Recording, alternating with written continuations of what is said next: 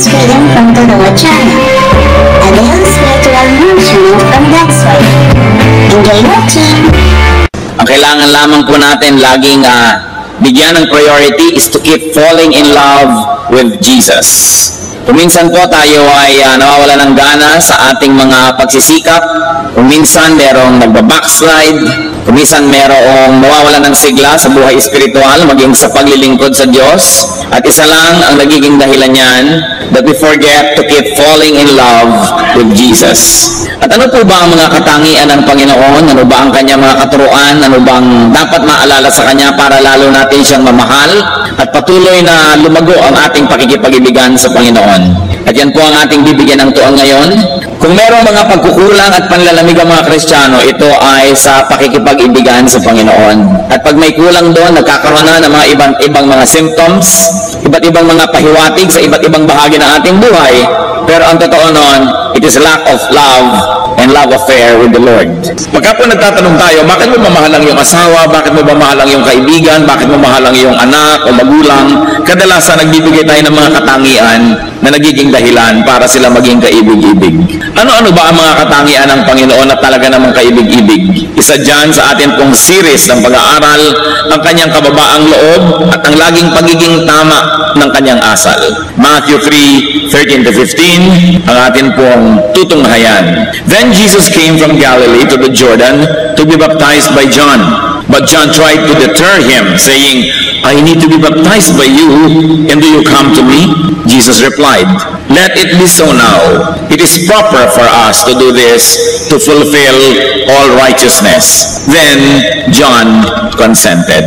Napakaganda pong window into which we can look at the character of Jesus. So let's take a look at what the Lord did. Mula po sa Galilea, siya nagpunta sa Jordan River. It was a journey that could have taken him 25 kilometers of walking. Hindi madali. Siya ang anak ng Diyos, hari ng mga hari, tagapagligtas ng daigdig, but he submitted himself to a public baptism, to an ordinance that was only for humans. He submitted himself to the ministration of a prophet who was just a man, an exalted prophet maybe, but in the presence of Jesus, he was just a man. And he submitted himself to the ministration of what you might call a subordinate. He humbled himself before John, who for all intents and purposes was an inferior. Isipin ninyo na ang Panginoong Jesus maglalakbay ng malayo, maglalakad, pupunta kay Juan para magpabautismo.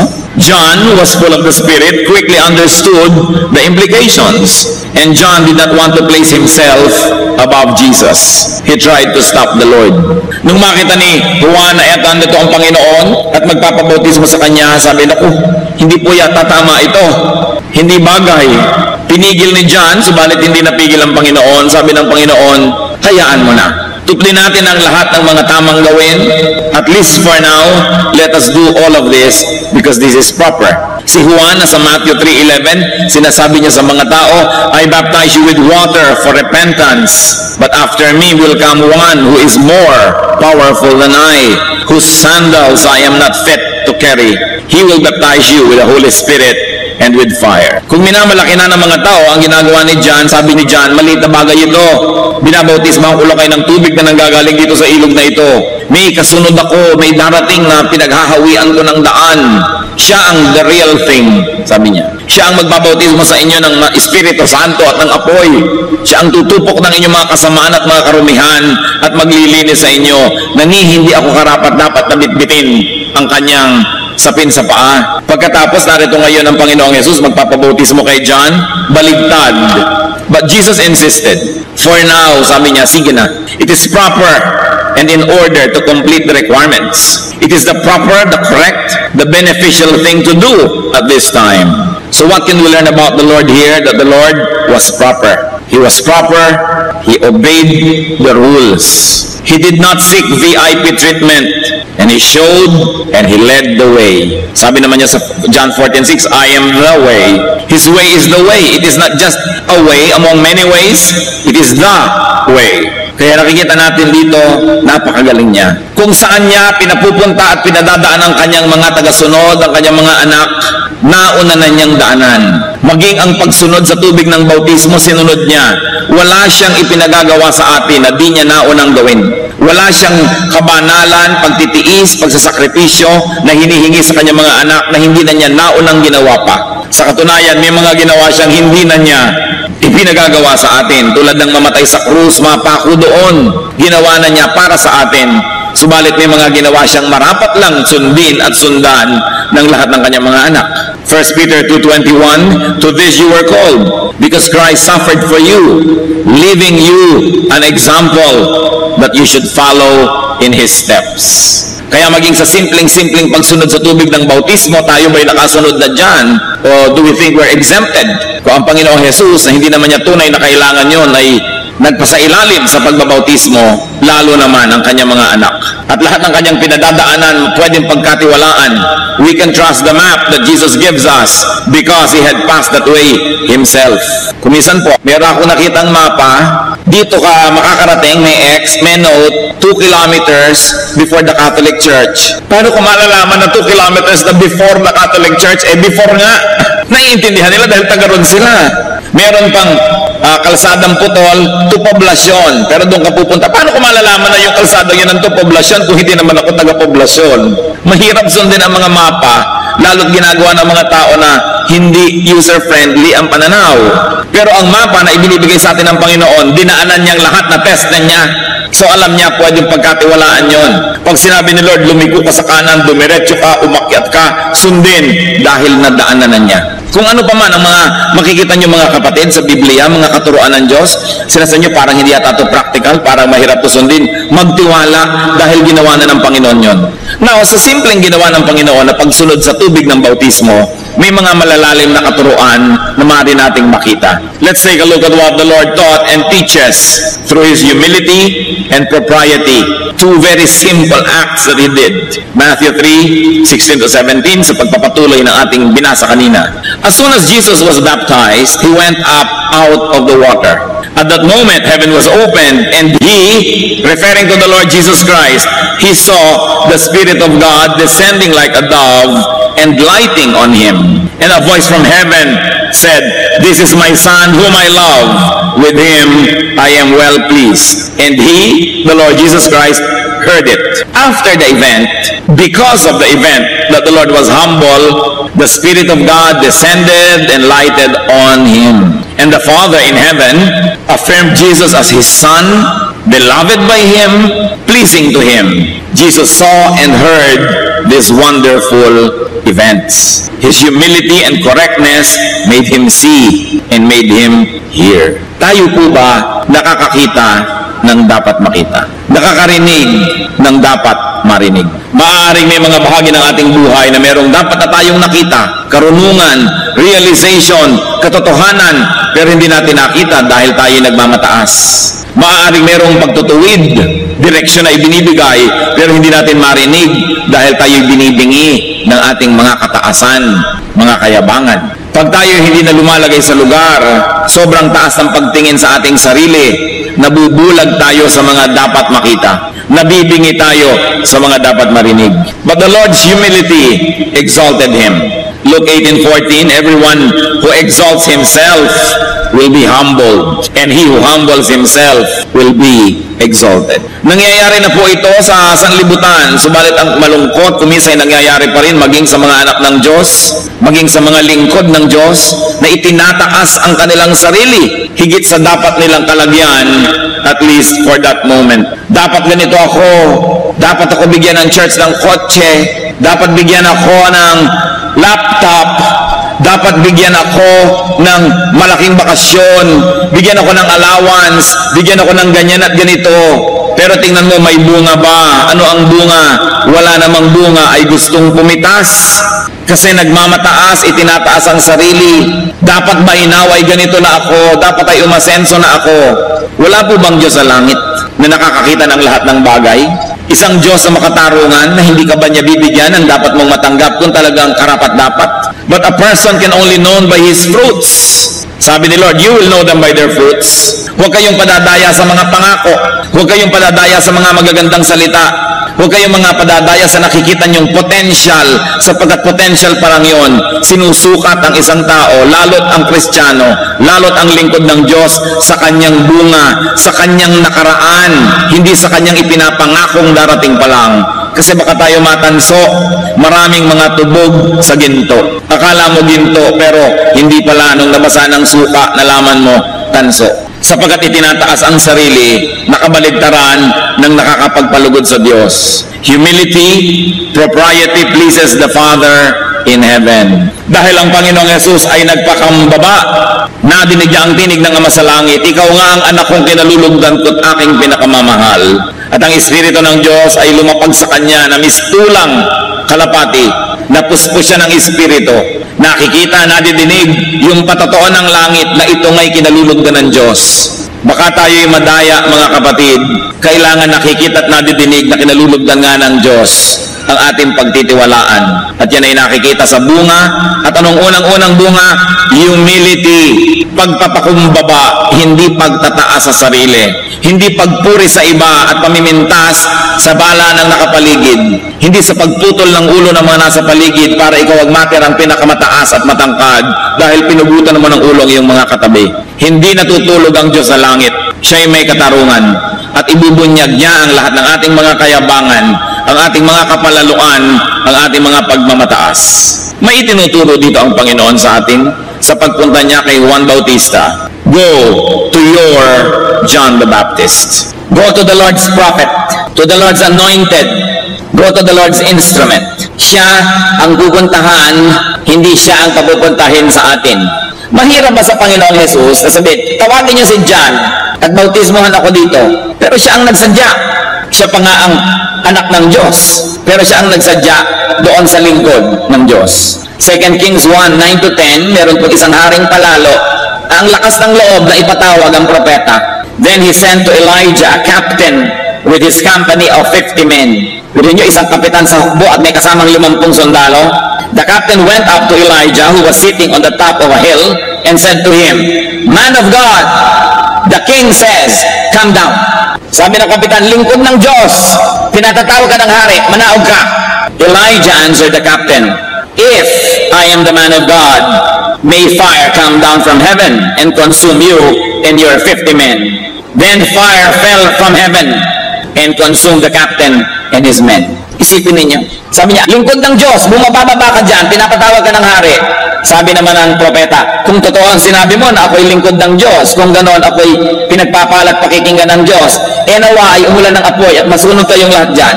And instantly, umulan ng apoy at nasunog na silang lahat. Isang leksyon, huwag nagmamataas, huwag ipinapatawag ang lingkod ng Diyos, kahit ka donor, kahit ka nagbibigay.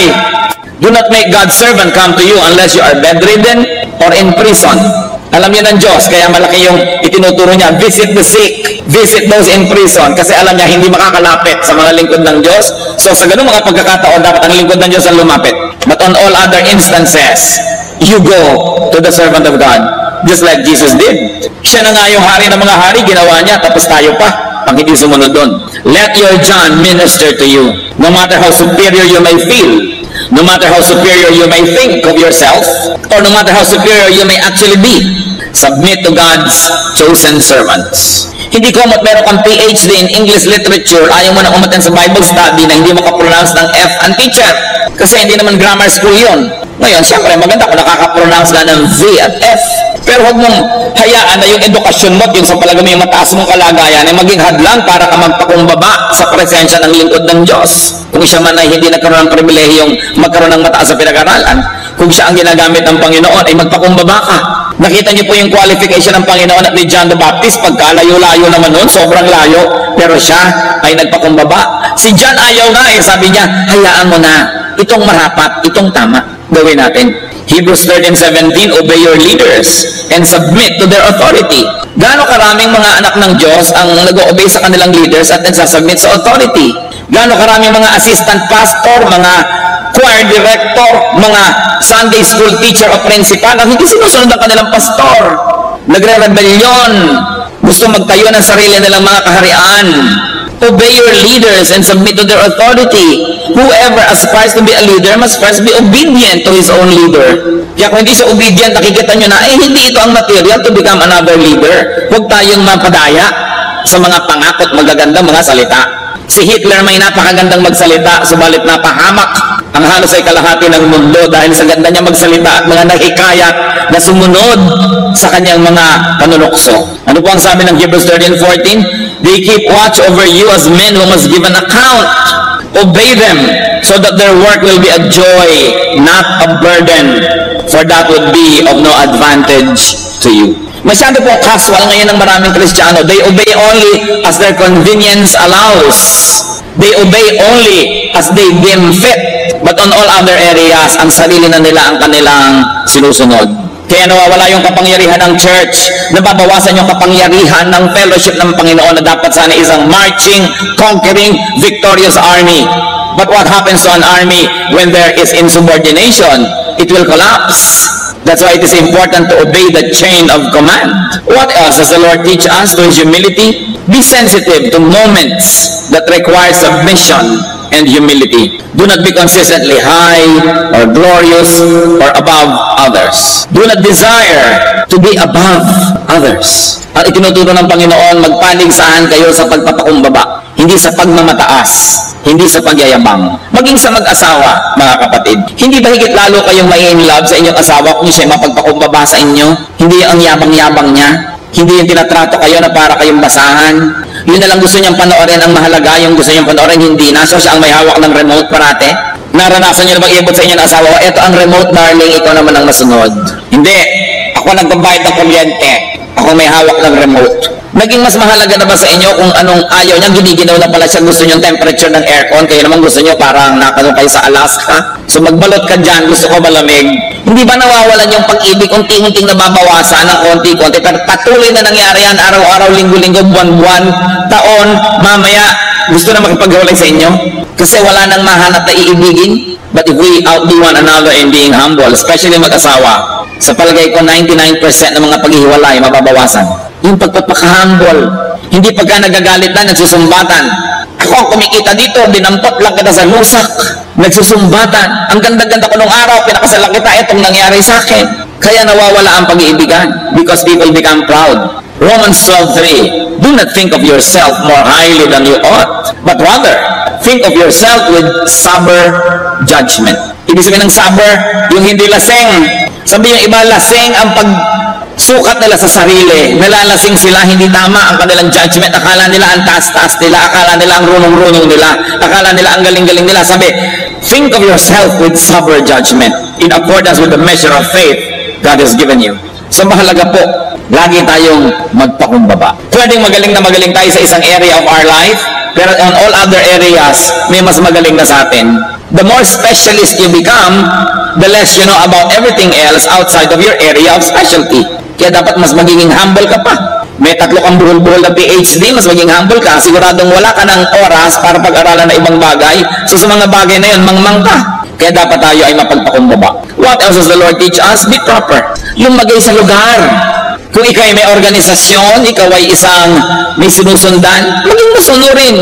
Meron ka ng mga pinamumunuan, mamuno ka talaga. Hindi ka naman makapamuno. Hanggang doon na lang ang kaya mo, dahil hanggang doon ka lang, ayaw mo pang may ibang mamuno sa mga tao. Wala tuloy mangyari sa lahat. Because a leader can only bring his people up to where he or she could go. Kung hanggang doon ka lang, hanggang doon na lang ang iyong leadership. So you must allow others to minister. Hindi mo sosolohin. Lalagay tayo sa lugar. Mga anak, igalang ang mga magulang. Mga magulang, mahalin ang mga anak. Respect God's chosen servants. Nakita nyo, pinaulan na ng apoy. Itatanong ko nga sa Diyos kung meron pa akong ganong prerogative din, magpaulan ng apoy. Marami na sigurong natupok, buti na lang at hindi ko naiisipan ang mga bagay na yan. At kung wala ay mabuti siguro. Dahil the human nature will say, Lord, tupukin mo siya, tupukin mo siya. Because so many people can break a pastor's heart in so many ways. Because you always expect your leaders to be supermen. Lagi na lang kayo i-encourage. Ina-encourage nyo ba naman? Lagi na lang kayo uunawain ba nyo naman? Lagi kayo i-feed, finifeed nyo ba naman? One way makipagrelasyon ang maraming mga Kristiyano. Ang motto lang nila, give me. They always get and forget. Anong gusto nila sa kanilang mga spiritual leaders? You always give and forgive. People never realize how much pain they can give their leaders because of their ambitions na wala sa lugar, because of their complaints and high esteem about themselves na hindi naman bagay, because of their rebellions and disobedience. Kaya tuloy ang mga lingkod ng Diyos, pati si Moses, sabi niya, Diyos ko, patayin niyo na nga po ako, ang dami-dami kong taong nililid. Pati si Elijah, patayin niyo na ako, Lord. Ang dami mga prophet, talaga namang narating na yata yung napuno na sa mga tao. Because people are not humble. Instead of being humble, people are proud. Of course, the Lord showed the way. And another lesson is to fulfill all righteousness. Do not cut corners. Do not insist on personalized treatment, on being exempted from the rules.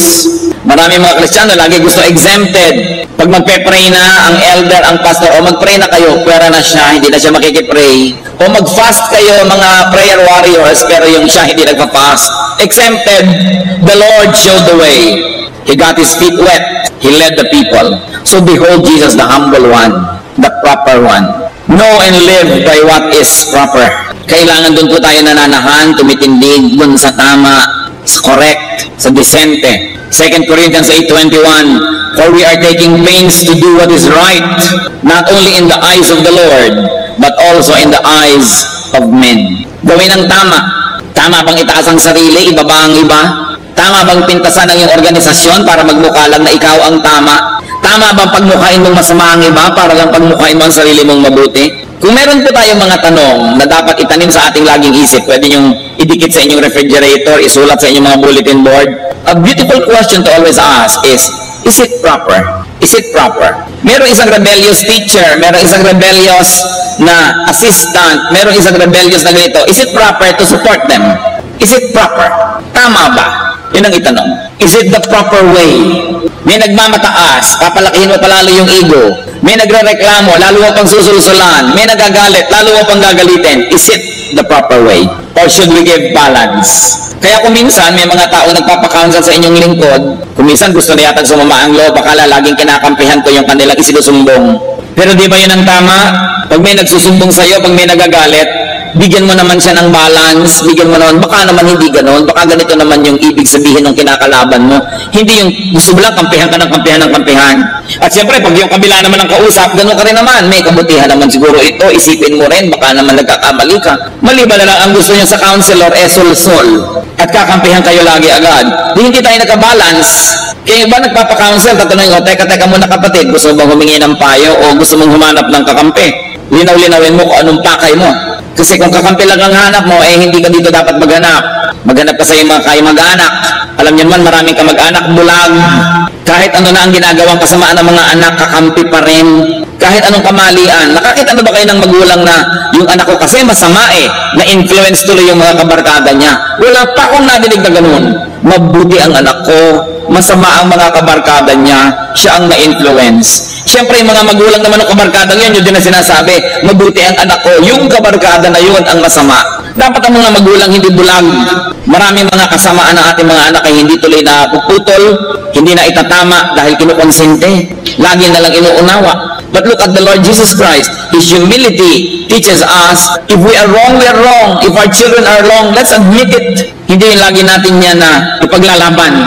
Hindi natin kailangan ng kakampi. Ang kailangan natin yung katotohanan, yung tama, yung mabuti. So the Lord, the Lord is really very lovable. What He did by going to John accomplished another thing. He honored and endorsed John. Si John ba naman na mula pa sa pagkabata ay nagtitiis na hindi kumain ito, hindi uminom noon, hindi gawin ito dahil siya isang lingkod ng Diyos? So the Lord endorsed him before everybody. Look, I am Jesus of Nazareth, the Son of God, but I submit to His baptism. In-honor niya yung lingkod ng Diyos. Of course, a practical lesson we can learn is to honor God's faithful servants. Remember, faithful servants. Hindi lahat ng servants faithful. 1 Timothy 5:17, the elders who direct the affairs of the church well. Merong well, ha? Hindi basta nagdidirect. The elders who direct the affairs of the church well are worthy of double honor. Especially those whose work is preaching and teaching. To honor, the Lord did that to John. He honored John. Kaya tayo po, kung sinasabi nyo, great kayo, marunong kayo, magaling, the truly great can do good, by lifting others with their attention, with their presence, with their recognition. Kung kinikilala kayo ng lipunan na achiever, mahusay, magaling, tapos nagsasubmit kayo sa isang Bible study leader na maaaring simpleng tao, at least during the Bible study, binibigyan niyo siya ng encouragement. Binibigyan niyo siya ng dangal sa harap ng maraming tao. Pero yung hihiya-hiyain ninyo, sa palagay niyo, mas marami kayong alam, paglalaroan ninyo at lilituhin niyo nagtuturo sa inyo, kaya marami tuloy natatakot magturo. Then you don't advance the work of God. If there is really glory in your personality, if that is really possible at all, rub your gold on others. Kung kayo isang mahal na tao, by attending a Bible study, you glorify the group and you honor the leader. Nakakatulong kayo. Kaya bilib na bilib po ako sa ilang mga taong talagang dapat kinikilala na sila, bantog na bantog. Halimbawa si Dr. Lucrecia Casilag, National Artist for Music. Pero kitang-kita ko po siya sa kanyang mga kilos, kung may mga struggling musicians, mga nag-uumpisang musical groups, pupunta siya, makikinig, a-attend, dadalo. Hindi siguro para matuto pa siya dahil napakarami na niyang alam, pero kung ano man ang meron siya na dangal, inililipat niya doon sa kanyang pinupuntahan para umattend siya. If you think you're a very important person, then you should go to events that are not so important so that you can give importance to it and so that you can encourage people. It is important to be like that, to be supportive. Meron naman ako isang kilala na sikat din na national level sa pagsasayaw. Pagkatapos mayroong isang nag-uumpisa palang magturo nung sayaw sa isang seminar. Pagkatapos magturo, tumayo siya at sinira niya lahat yung itinuro noon. Sabi niya, ako ang authority, hindi ganyan, ganito dapat. Nakasbasag siya ng puso ng isang nag-uumpisa pa lamang. Hindi naman ikamamatay yung nadinig ng mga nakinig, hindi niya kailangang ibahin dun sa oras na yun mismo. Ito'y maling paggamit ng authority or glory. If you think you're very good, encourage those who are just starting. Don't kill their enthusiasm. Kaya mahalaga yung pagiging mapagpakumbaba. And you should love the Lord for His humility, for His propriety, His social correctness, and to love the Lord for His respect for the system. Meron siya respeto doon sa system.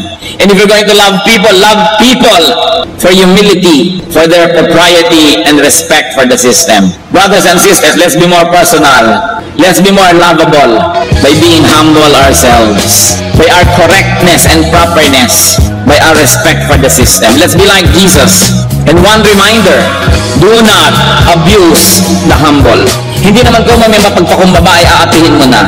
Hindi kung may mapagbigay at mapagpaubaya ay lagi nang ikaw ang mauuna.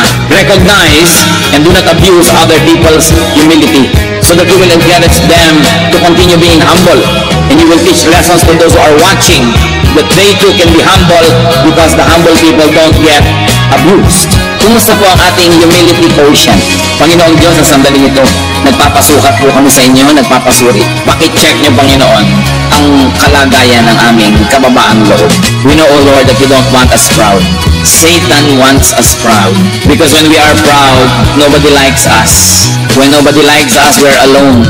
And when we are alone, it is easy for Satan to manipulate us. Give us this wisdom to understand, O God, that it is in humility where victory is. Victory is in humility, not in arrogance. That arrogance is of the devil. That pride was the sin of Satan.